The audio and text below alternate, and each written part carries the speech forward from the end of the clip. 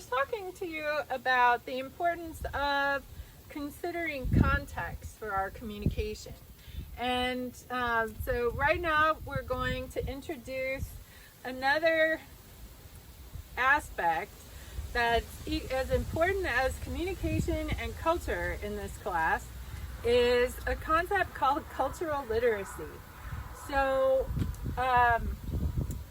in the first video, I mentioned that I was really excited that I could tell ass jokes.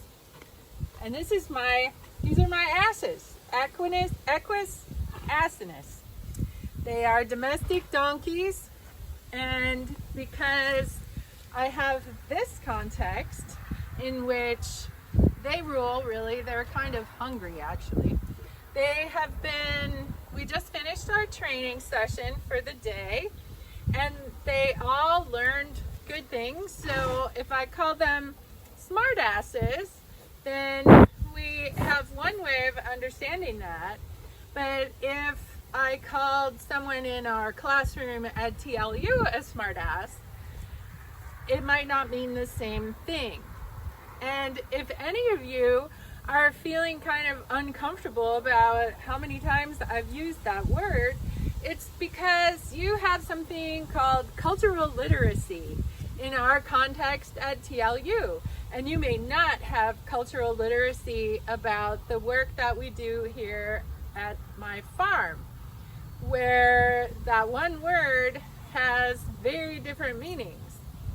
So what we're going to talk about next in the next video is how we take communication, which is a practice of making meaning and of understanding systems of meaning, and that builds a culture or cultures that are the totality of the meaning-making systems.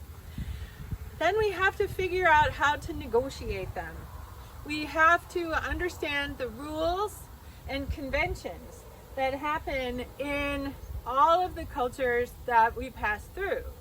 So the first scholar who we're going to talk about is a scholar named Bourdieu, who looked at the concept of cultural literacy and gave us an awful lot to work with as we try to understand how communication and communication practices work to build cultures that become maps for more communication practices. So we see the influence going both ways.